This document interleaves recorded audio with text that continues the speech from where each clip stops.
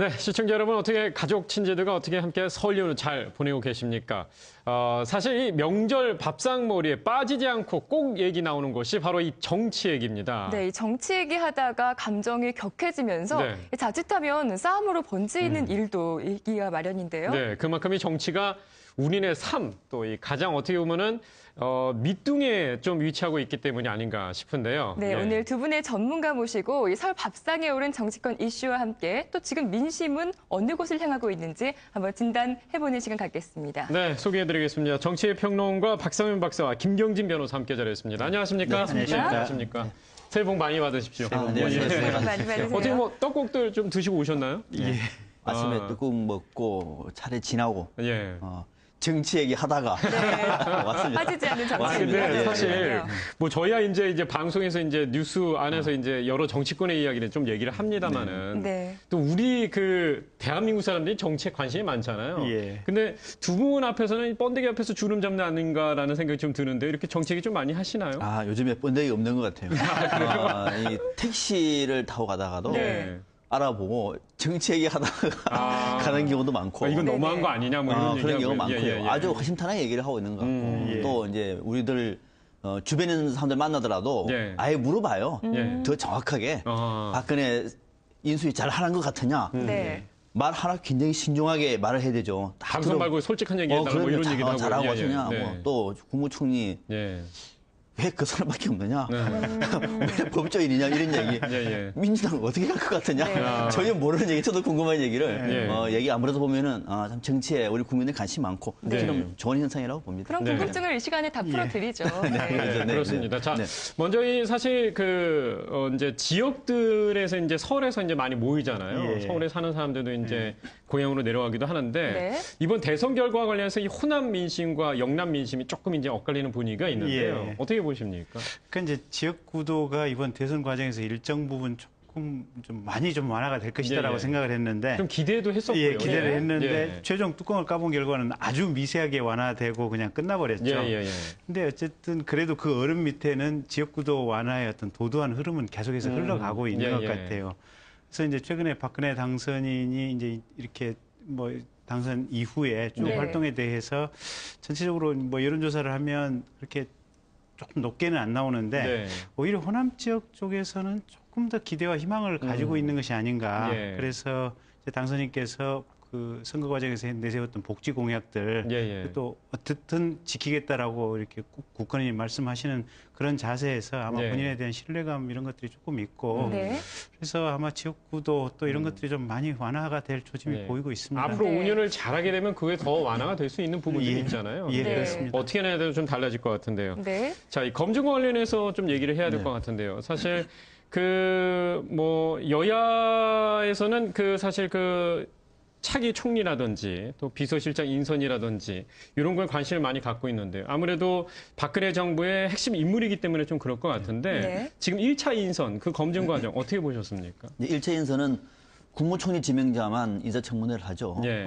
이제 청와대는 대상이 아니기 때문에 네. 이제 언론에서도 잘 모르는 사람들이다 보니까 아무래도 인사청문회를 하는 총리 지명자한테 관심이 모아지고 있는 것 같아요. 네. 지금 보면은 전반적인 의견은 박근혜 당선인과 그 주변에서 얼마나 검증을 많이 했겠느냐라고 하는 얘기를 많이 하고 있는 것 같아요. 내용은 뭔지 모르지만은 네. 아무래도 김용준 전 지명자가 중간에 낙마를 했고 예. 이번에도 또다시 그런 문제가 생긴다고 하면은 이거는 네. 보통 문제가 아니기 때문에 네. 박근혜 당선인 쪽에서 오죽 검증을 했겠느냐. 또 심지어 정홍원 지명자도 검증을 하는 과정 속에서 젖먹었을 때부터 내가 뭘 잘못했는지를 생각할 정도라고 얘기하면 아마 간단치 않아서 태어나기서부터 이제 네. 걱정이 될 그런 것 생각 들 것 같아요. 같아요. 예, 예, 예. 당장 보면은 내가 뭐를 잘못하는 거야. 혹시라도 또 내가 모르는 뭐 중에서 네. 그 정도를 했었던 것 같아요. 네. 그래서 큰 틀에서 보면은 무난할 것이다라고 보고 있는데 이제 지금 나오는 얘기들을 보면은 민주당 같은 경우에는 과거에 공천심사위원회 위원장을 맡지 않았습니까? 네. 지난해 4.1 총선 때. 예, 예. 근데 공천 결과를 보니까 뭐 민주당은 사실 할 말도 안 되죠. 더 못했습니다만은. 그러나 이 새누리당만 딱 놓고 보면은 상당 부분 자본이 있지 않았습니까? 네. 네. 자격이 없는 후보들도 많이 나왔고 네. 자리 바꾸기 이른바 돌려막기도 많이 해왔고 과연 그것이 자질이 있는 거냐라고 하는 문제. 그다음에 아들 병역 문제. 네. 어떻게 4년 만에 1급에서 5급이 되지? 네. 그럼 이상하다. 라고 어떻게 또 총리 아들 맡아 이렇게 병역 면제냐라고 네. 얘기하고 또 하나가 이제 재산과 관련해서 한 5년 만에 재산이 한 9억 정도 늘어났어요. 네, 2배 정도 늘었다고 얘기 그렇죠. 뭐 들었는데. 얼마나 네. 풀었길래 얼마나 풀었길래 이게 신고된 거냐 뭐 네. 이런 문제들인데 지금까지 그 정도 문제인 것 같아요. 아직 새로운 얘기는 안 나오고 있는데 이 네. 문제가 보면은 이제 병역 문제는 뭐 의료 관련된 처리하면 될 것 같고 네. 또 앞에 선거 책임자로서 공적 문제는 사실 일가지고 뭐 낙방 또는 뭐 사퇴 문제까지 가기는 어려운 것 같고요. 네. 그다음 나머지가 이제 재산 문제인데 재산 문제는 현금 재산이 더 많다 그래요. 네. 부동산 재산이 아니기 때문에 이건 얼마든지 해명할 수 있는 대목이거든요. 이 정도라고 얘기하면은 뭐 인사청문회에는 그래도 지난번 김용준 전 지명자처럼은 되지 않겠느냐라고 저는 보고 있습니다. 네, 네. 정 총리 후보자의 경우를 봐도 박근혜 당선인의 인사 스타일을 우리가 다시 한번 확인을 할 수가 있는데 예. 첫 번째는 2인자는 두지 않되 썼던 네. 사람을 또 중용하는 그런 경향이 예. 있고요. 예. 또 두 번째는 마찬가지로 30년 검사 활동을 했던 예. 법조계 인물이에요. 예. 보통 사람의 기준이 법조인인 건지도 궁금하고요. 예. 어떻게 인사 스타일 평가하십니까? 그러니까 이제 박근혜 당선인이 일단 국무총리 인선을 하면서 네. 본인에게 조금 부족한 부분을 어떻게 메울 것인가 이제 이 궁리를 항상 하시는 것 같은데 네. 이제 그 부분이 그러면 이제 그 박근혜 당선인 자신의 어떤 정체성과 부족한 부분이 뭐냐. 근데 우리가 생각할 때는 본인이 올해 환갑이셨던가요, 지금? 네. 진갑이죠. 진갑. 네, 네. 근데 나이가 적지 않다고 생각을 하는데 본인은 아마 대통령으로서는 나이가 조금 적지 않느냐. 그래서 조금 나이가 좀 지긋한 국가의 원로를 총리나 이렇게 총리로 내세워야겠다. 이 생각을 네, 좀 네. 강하게 하신 것 같아요. 네. 그다음에 이제 본인의 국정 방향과 관련해서는 네. 일단 사회적으로 좀 법치라고 하는 테두리 내에서 굉장히 안정된 상태에서 중소기업 위주의 어떤 경제 정책 예. 또 거기서 세수를 확보해서 복지 정책을 펼친다 이런 어떤 큰 흐름을 잡고 있기 때문에 네. 네. 제일 토대가 되는 첫걸음이 아마 법치고 네. 그 법치다 보니까 굉장히 중후하고 안정적인 법조인을 총리로 모셔야겠다. 네. 네. 그 생각 때문에 지난번에 이제 김용준 후보자 또 이번에 그 정홍원 후보자를 연거푸 네. 지명한 것이 아닌가라는 네. 생각이고요. 아마 혹시 이제 이번 첫 총리 이후에 다음 2대 총리 다음번 총리도 또 법조인이 될 가능성이 있지 않는가라는 생각이 들고. 그러니까 그 연장선에 이제 궁금한 게 김필환 선생님 이제 나오신다고 그래서 좀 궁금했었는데 예. 사실 뭐 방금 전에 말씀하신 것처럼 인수위원장, 총리 지명장, 또 예. 황여 당 대표까지 이제 법조인이란 예. 말이죠. 지금 변호사 일을 예. 하시고 예. 정치에 대해서 좀 많이 아시는데 어떻게 보시니까 이 법조계 인물이 많은 사람들이 좀 언론에서도 좀 걱정되는 게 실무 정치를 좀 모르니까 좀 어려울 수 있는 부분이 좀 있을 거다라는 이런 걱정들이 좀 있거든요. 예. 근데 그러니까 변호사님께서는 이제 어떻습니까? 저도 그 부분에 있어서는 네. 그러니까 여의도 국회와 뭔가 좀 협업을 해야 되는 문제들. 그러니까 네. 이제 국무총리께서 정부를 대표해서 국정감사 질의도 받아야 되고 여러 가지 정부의 의견을 피력해야 되는데 네. 또 국회와 뭔가 정책적 조율을 할 때 법안으로서 만들어놓은 부분에 있어서는 총리가 일정 부분 해야 될 역할이 있는데 네. 그 역할을 과연 잘하실 수 있을까? 그러니까 여의도에서 본인이 직접 선수로 뛰어보지 않았기 때문에 예, 예. 약간 걱정이긴 한데 다만 법조인들 같은 경우는 이런 특성은 있습니다. 어떤 그러니까 특성이죠? 예. 구체적으로 어떤 문제가 하나 던져지면 네. 전혀 안 해봤던 문제라도 그 문제의 원인을 분석하고 그 문제를 해결하는 해법이 무엇인가 예, 예. 네. 이걸 개별적으로 찾아내는 데는 평생을 그 연습을 해왔으니까요. 아. 그러니까 사건 같은 경우도 가령 이제 뭐 이렇게 정호원 후보자도 뭐 여러 분야의 수사를 해보셨을 건데 예, 예. 가령 특허침해 수사를 한다. 네. 그러면 이렇게 어떤 법률 뭐 민법, 형법, 상법을 공부했던 사람이 특허라든지 어떤 기술적인 뭐 이런 설계도라든지 뭐 예, 이런 예. 부분에 대해서 사실은 좀 부족할 수밖에 그렇죠. 없거든요. 예. 네. 근데 전문가의 조력을 받고 또 본인이 공부해가지고 그 부분에 대해서 어떻게든지 결론을 예. 내리고 어떤 쟁점이 뭐고 네. 답이 뭐다 이런 것을 파악해내는 데는 네. 상당한 어떤 평생을 아. 가면서 그 직업적으로 이렇게 스킬 훈련이 되어 왔습니다. 문제가 발생되면 그 원인에 대해서 좀 생각을 하고 그 해결 방안까지 정확하게 생각할 수 있는 게 예. 습득이 됐다는 그런 얘기죠. 예, 그래서 예. 이제 네. 법조인들 같은 경우 그래서 전에 이제 김대중 대통령 시절에 김석수 총리라든지 네. 또 지금 김황식 총리라든지 이런 법조인들이 와서 비교적 큰 대가 없이 무난하게 총리직을 수행하는 것이 예, 예. 어떤 문제가 주어져도 그걸 해결할 수 있는 것을 찾아낼 수 있는 예. 그 어떤 논리적 로직이 몸에 체화가 돼 있다. 네. 그런 것 때문에 아마 잘 하실 수 있는 것 같고 네. 다만 그럼에도 불구하고 좀 더 이제 국방이라든지 경제, 네. 외교, 안보 이런 부분에 대해서는 좀 더 사전 지식이라든지 이런 것들이 풍부하다면 예. 우리 국민으로서는 조금 편안한 마음으로 이제 총리 지명자를 바라볼 수 있을 터인데 예, 예. 네. 법조인들 같은 경우는 이제 구체적으로 그런 이제 일반적인 일반론의 지식이 안 들어가 있기 때문에 예, 예. 약간은 조금 아쉬워 보이기도 하고 불안해 보이기도 한데 예. 또 하면 잘 하실 것 네. 같습니다. 필드 경험이 좀 없다 하더라도 본인의 어떤 생각이라든지 여태까지 살아왔던 방법들이 있기 때문에 예. 좀 플러스 요인이 될 수 그래서 있잖아요. 예. 뭐 조금 여담인데요. 예, 미국 예. 같은 경우에 보면 모든 박사 학위가 네. 사실은 철학 박사 학위라는 거거든요. 아. 그러니까 닥터 오브 필로소피라는 건데 네. 예. 그러니까 문제를 해결하는 어떤 방식이라든지 그거는 모든 영역에 상관없이 일반적으로 관통하는 방식이 있다. 예, 예. 근데 그 방식에 대해서 법조인들이 잘 훈련이 돼 있다. 아마 그런 장점은 있는 것 같습니다. 네. 네. 이 정치에 관심 많으신 분들은 이번 설날에 뭐 정 후보자가 인사청문회를 과연 통과를 할 수 있을까 없을까 내기하시는 분들도 좀 예. 있지 않을까 싶은데 예. 어떻게 보세요? 지금 아들 병역 문제 의혹이 하나 있고요. 또 친박 공천에 대한 보훈 인사 아니냐라는 야당의 반발도 있는데 청문회 무사 통과할 거라고 예상하십니까? 지금 나와 있는 의혹 정도만 그친다라고 네. 하면 저는 통과이라고 봅니다. 더 지금 나와 나오지는 있는 것 않고요. 정도만 예, 예, 하면. 예. 그런데 이제 앞으로 어떤 얘기가 나올지 알 수가 없는 거죠. 당초에 우리가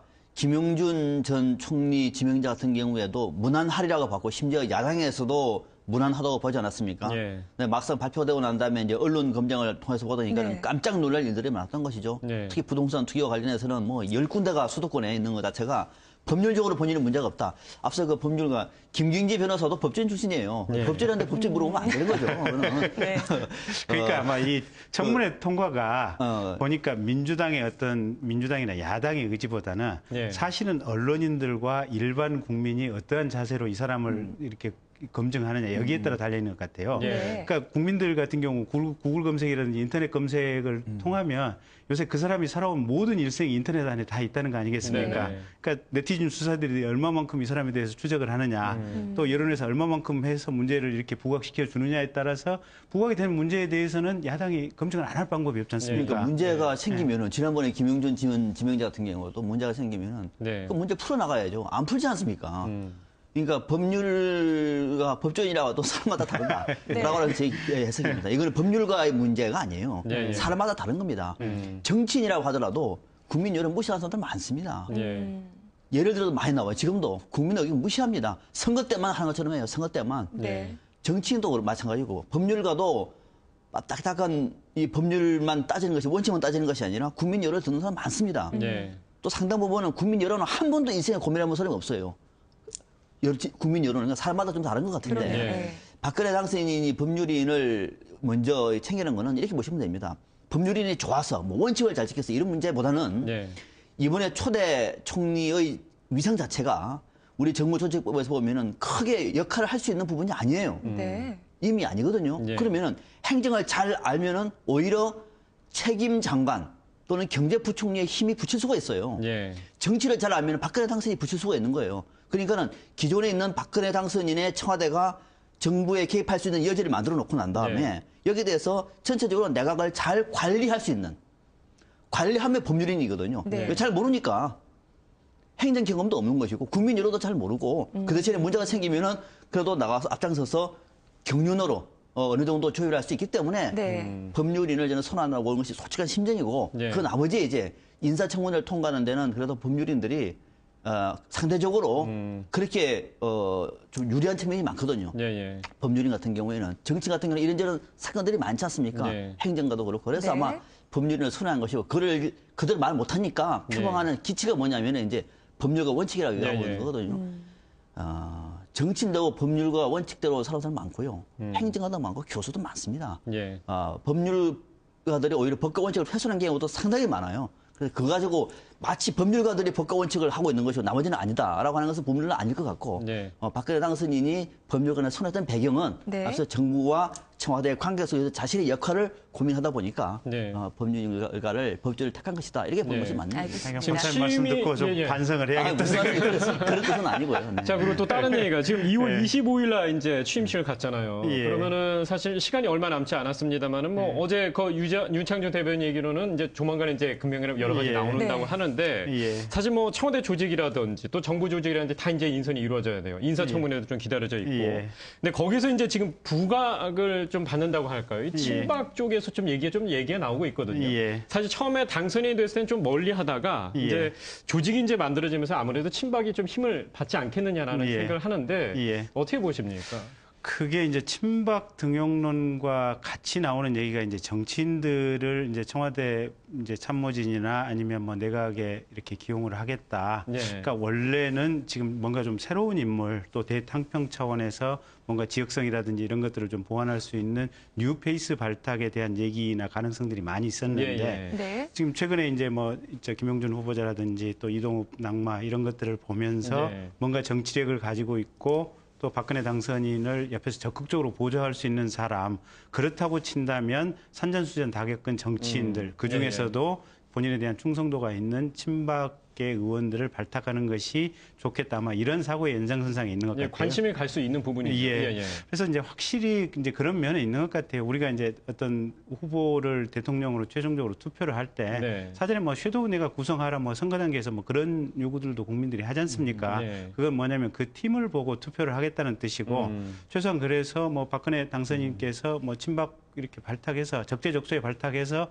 유능한 인사 장관시키고 하는 것은 뭐 비교적 괜찮은 모습이라고 보이고요. 예. 네. 근데 다만 그것이 너무 정도를 지나쳐서 정말로 본인들 이렇게 그룹만 이어서 딱 그 예. 안에서 인재풀이 한정이 된다든지. 예전에 MB 정부의 그 친이계 발탁한 것처럼. 예. 그렇다고 친다면 이제 사실은 이 그룹 내에서 충성도는 높아질 수는 있겠지만 네. 다른 그룹 입장에서 보면은 우리의 정부, 우리 대한민국 국민의 정부, 나의 정부가 아니고 사실은 니네들의 정부. 진짜 말 그대로 박근혜 정부에서 예, 뭐 이렇게 박근혜와 친박의 정부 예. 이렇게 되니까 사실은 네. 그냥 한 발자국 떨어져서 별 관심 없이 그냥 너희들 얼마나 잘하는지 두고만 보겠다 뭐 이런 정도의 상황이 생길 수가 있으니까 예. 결국은 당선인 입장에서는 참 고민스러울 거예요. 예. 충성스럽고 정말 능력 있는 자기 편 사람을 적재적소에 심어야 되지만 예. 그것도 대탕평이라고 하는 범위를 넘어서는 안 되고 또 일정 비율을 넘어가서는 안 되고 항상 대한민국 국민 중에 유능한 사람은 친박 또 선거 과정에 참여를 안 했다고 하더라도 예. 거기에 발탁될 수 있는 가능성이 열려 있어야만 국가의 유능한 인재들이 항상 희망을 가지고 그렇죠. 뭔가 열심히 예, 할 수 예. 있는 시스템도 예, 되고 예. 그래서 그런 부분을 대통령이 정말로 조화롭게 잘 할 수 있는 부분이 참 중요하다고 네. 느꼈습니다. 선 조율하는 게 가장 힘든 것 같아요. 예. 그 친박계가 중요한 게 아닌 것 같고요. 네. 친박계 중에서 누구가 중요한 것 같아요. 친박계 중에서 누구? 친임은 어떻습니까? 예. 아니 야권 인사는 어떻습니까? 그렇죠. 100% 대한민국을 얘기했고 박근혜 당선인이 스스로 얘기했던 것이 국민 대통합을 전면에 내건 어떻게 보면은 박근혜 당선인이 모든 것을 얘기할 수 있는 네. 100% 대한민국이라면 야권 인사도 괜찮은 거죠. 네. 그래서 친박계가 문제가 된다고 저는 보지 않습니다. 친박계 네. 중에서 누구냐가 중요한 것 같고 박근혜 당선인의 새 정부, 박근혜 정부의 5년의 좌표는 1년 안에 만들어집니다. 감히 말씀드리면 1년 안에, 좀 더 빠른 사람들은 뭐 한 100일 얘기도 합니다만은 예. 1년 안에 만들어지거든요. 네. 우리 국민의 정치적인 어떤 성향을 보면은 1년 안에 만들어집니다. 예. 1년 안에 만약에 실패한다든지 이명박 정부 똑같은 거죠. 계속 실패해버리면 더 힘들어지겠죠. 더 힘들어집니다. 예. 중간 가버리면은 1년 안에 만약에 신뢰를 못 얻고 지금처럼 한 50%대 지지를 얻어버리면은 그 뒤부터는 일단 관료사에서부터 이탈됩니다. 예. 시민사회는 말할 것도 없고 야권이 오히려 힘을 받게 되는 거죠. 여당 스스로 붕괴돼 버려요. 이걸 박근혜 당선인이 모르지 않습니다. 1년 안에 어떤 성과를 만들어내는 것이 아니라 국민의 네. 눈높이에 맞는 국정 드라이브를 그려야 되는 거거든요. 그러기 위해서는 친박계 인사들이 있어야 되는 거죠.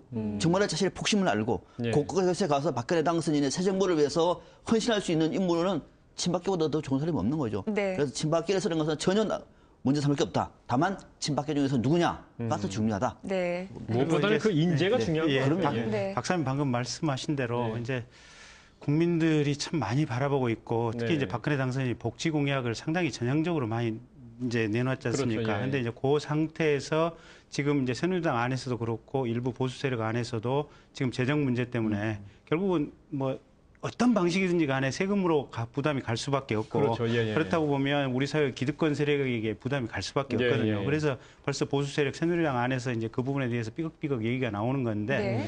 그래서 이제 그런 부분을 박근혜 당선인이 어떻게 슬기롭게 넘어가면서 대한민국의 통합을 이루고 복지 공약을 완수하느냐 이제 예. 이런 부분이 관건인데 사실은 보면 야당 사람들을 좀 발탁해서 이 인사 검증이라든지 인사하는 데서 조금 소리가 덜 나게 하는 것도 한번 고려해 볼 만한 예. 방식일 겁니다. 예, 예. 네. 그래서 국가 전체적으로 일단 여야 간에 최소한 인재풀에 있어서 시너지가 난다면 예. 훨씬 더 아마 공약 실천이 쉽고 국민들 네. 마음도 조금 편안하게 바라볼 수 있지 네. 않을까. 자, 이 2차 인선과 또 비서실장을 포함해서요. 어떻게 이루어질지는 저희가 설 연휴 끝나고 또 지켜보는 걸로 하고요.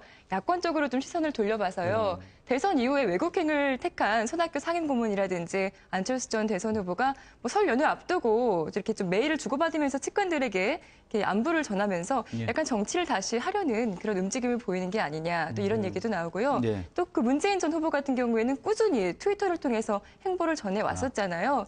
언제쯤 다시 정치를 본격적으로 재개할지 궁금해하시는 분들이 많거든요. 저도 참 궁금하거든요. 네. 왜 이렇게 어려운 질문하세요? 예측을 좀 해주세요. 전문가분들이시니까. 궁금한데. 그러니까 예, 한번 네. 쳐보죠.